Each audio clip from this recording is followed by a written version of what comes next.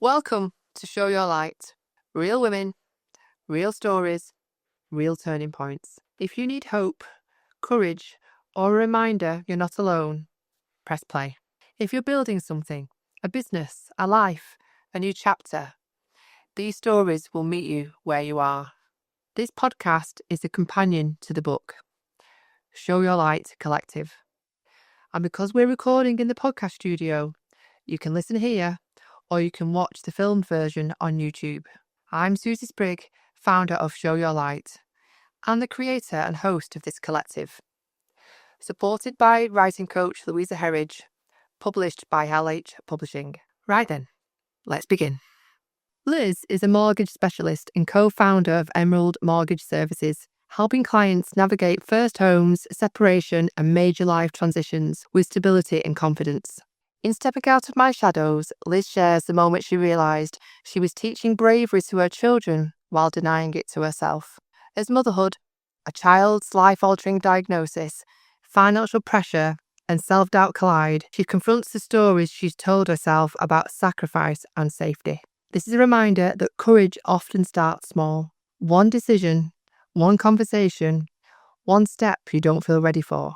And when you choose yourself, you change how you lead, how you earn, and what you believe is possible.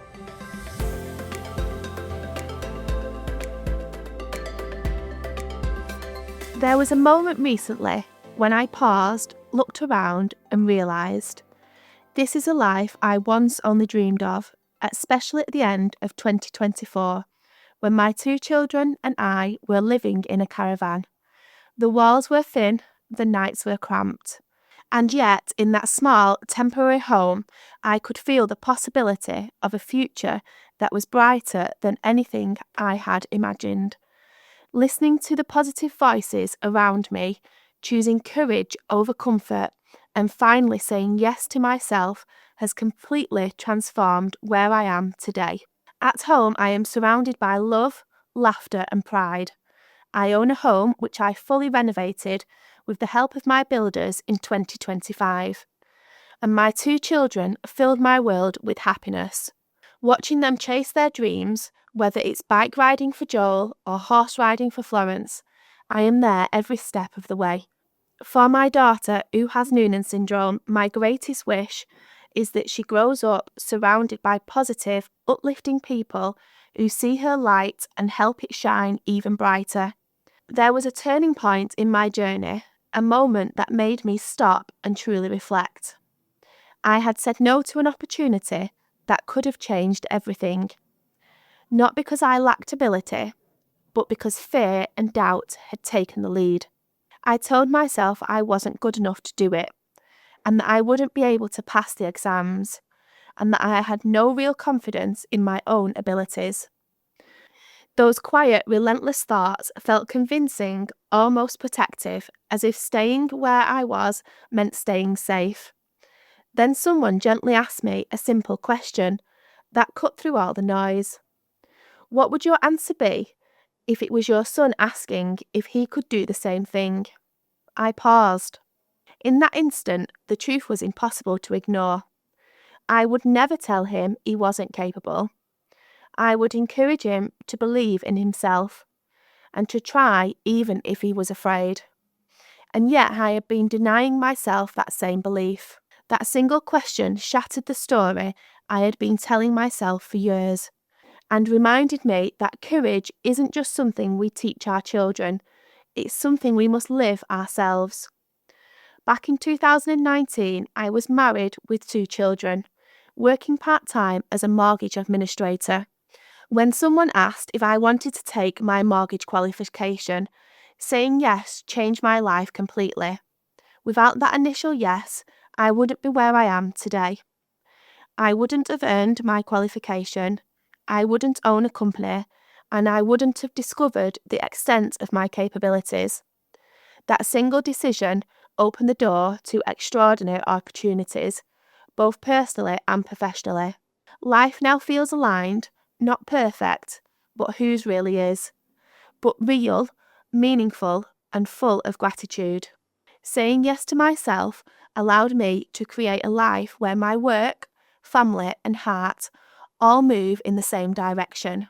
I was brought up to believe life followed a clear path. Get married, buy a home, have children, live happily ever after, and that was success. I ticked all the boxes, thinking that was happiness. But somewhere along the way, I lost sight of me. The truth is, I didn't even realise I was lost. Like so many working mums, I was constantly juggling, striving to be the perfect mother, reliable employee, strong partner, and ever-present friend. House all clean and tidy. On the outside, it looked like I had it all together. Inside, I was exhausted. I felt like I was always running, but never arriving anywhere. When Florence was born in 2017, Joel was 4, and I naively thought baby number 2 would be the same as Joel. Life, however, took a different rhythm, one filled with love, but also fear and uncertainty. Florence arrived 6 weeks early, very nearly in a hospital hundreds of miles from home, but thankfully we were able to make it to our local hospital. Shortly after, doctors began to suspect something wasn't quite normal, and the journey of hospital appointments began. Due to financial pressures, I returned to work after just 3 months, while my mum stepped in to help care for Florence. Joel had started school, and suddenly the days felt impossibly full, stretched between work, appointments, and home. Every hospital letter that arrived in the post filled me with dread. I would hold the envelope in my hands for a moment, and my heart racing, bracing myself for the unknown. Opening it meant making phone calls, negotiating time off, rearranging schedules, and facing questions from colleagues and managers I didn't have answers to. It meant reliving every fear about Florence's health, her development, and the life we had imagined now shifting into something entirely different. And yet I refused to miss a single appointment. Each one was a lifeline, a chance to understand her needs, to advocate for her and keep her safe. But the cost was heavy. The exhaustion was relentless, creeping into my bones. I found myself running from school drop-offs to hospital appointments, from work deadlines to therapy sessions, trying to be present for everyone else while barely keeping myself together. It was a delicate, overwhelming balancing act, and the pressure of it all was beginning to break me. Florence's diagnosis gave us a name for what she was experiencing, but it didn't make the challenges any less real. Her heart condition means we attend regular cardiology appointments and keep a constant eye on her health. Any change, however small, requires careful monitoring. For our family, this means planning our lives around checkups, worrying silently during tests, and celebrating every scan that brings reassurance. Growth has been another journey. Florence grows more slowly than her peers, and as an infant she struggled with feeding. Growth hormone therapy was offered, but at this stage daily injections would be overwhelming for her. We have to accept that the best choice was sometimes waiting, giving her the space to cope. Low muscle tone made early milestones harder. Florence didn't walk until she was 2.5, and we worked with therapists to build her strength and coordination. Everyday activities from climbing stairs to riding a bike come with extra effort, and as a family we cheer each small success as loudly as the big ones. Her vision is also affected by bilateral collobomas, a condition where the eye structure didn't fully develop. Tasks that other children take for granted, reading from a whiteboard at school, catching a ball, require adaptation, patience, and close support. School brings its own mix of triumph and challenges. Florence receives additional learning support, which we are so grateful for. We work closely with teachers to ensure she can participate fully while building confidence in her abilities. We also have learned the delicate balance of caution and freedom. Minor bruising or bleeding means we always have to think twice before activities that other children might do without a second thought. Every milestone, be her first bike ride without stabilisers, attending horse competitions with her pony, enjoying school, feels like a victory. Noonan syndrome touches every part of our life, but it doesn't define Florence. With the right support, advocacy, and love, she thrives. Every appointment, therapy session, and challenge reminds us of her resilience and our role in helping her see her own strength. For more clinical details on Noonan syndrome, readers can refer to trusted resources such as the Noonan Syndrome Federation or Genetics Home References. Living with the uncertainty surrounding Florence's health and development pushed me to breaking point. I couldn't continue on autopilot, pretending everything was okay. Work became the first area to buckle under pressure. One night, exhausted and teary, I realised I had two choices: go off sick, something I had never done, or find another job that allowed the flexibility I needed for Florence's appointments. I applied for a mortgage admin role, just 2 or 3 days a week, choosing the days myself. It wasn't part of a grand plan, it was survival.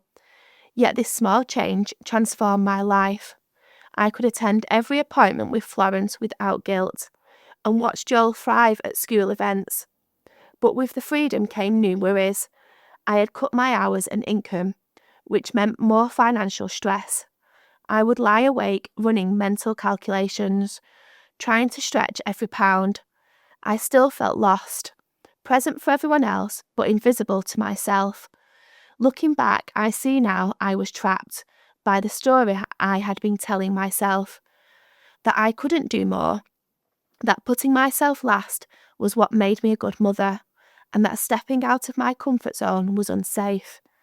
Yet deep down, a quiet voice whispered, there had to be more, that I was capable of more. The mortgage admin job was a breath of fresh air. I loved helping clients and was soon offered the opportunity to take my exams, a challenge I had previously refused out of fear. I had never passed exams at school, so why would I be able to now? That pivotal question arose again. What would you say if your son asked to do this? I will be forever grateful for the man named Gareth who asked me that question and changed my life path. I took my exams and passed at the end of 2019. Confidence in my abilities soared, and I began sourcing clients of my own. A few Facebook posts later, my diary was full. My admin role could no longer contain my ambition. When COVID-19 hit, we transitioned to working from home. At first, I doubted I could manage it, but after a few weeks, I knew I would never step foot in an office again. I love being present for my children and having control over my hours. A few years later, my marriage ended, but I still had inner strength and drive to fully own my own life. I decided to leave my safe employed role and embrace self-employment, working under a supportive brand that allowed me to shine while gaining guidance. I began attending events and meeting like-minded women. I realised my marriage ending wasn't a failure, it was part of my story, a stepping stone to freedom and growth. This journey taught me that true empowerment comes from saying yes to yourself, even when fear whispers otherwise.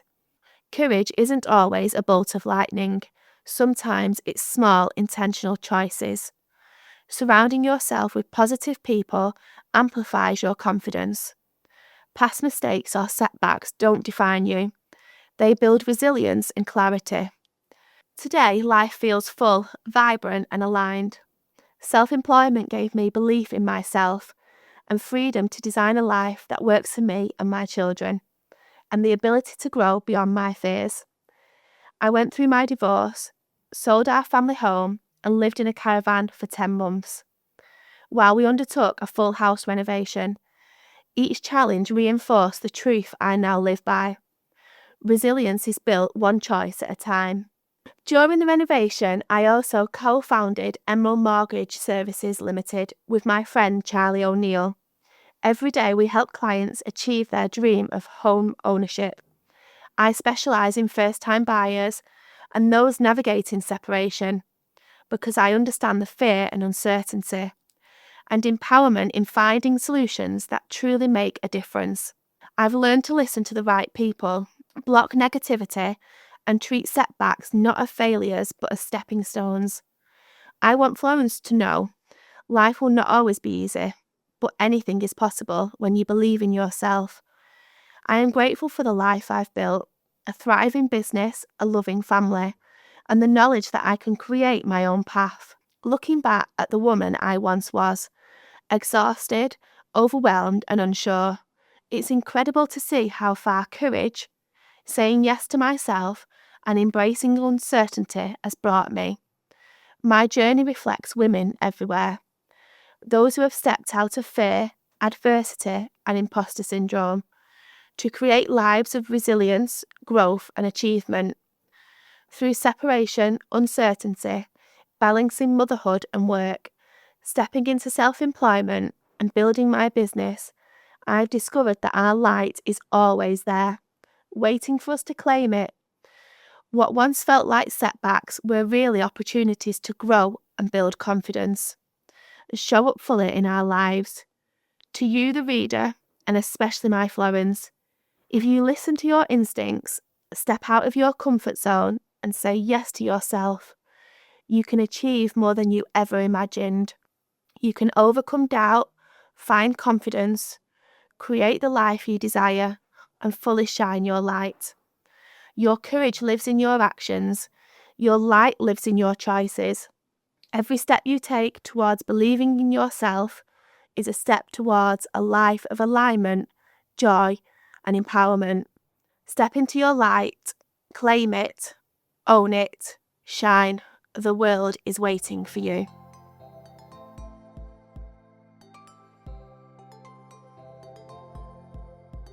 Thank you for listening to Show Your Light. If something in this episode landed for you, take a moment to share it. Send it to a friend. Post your biggest takeaway or leave a review, because these stories aren't meant to sit quietly on a shelf. They're meant to be heard.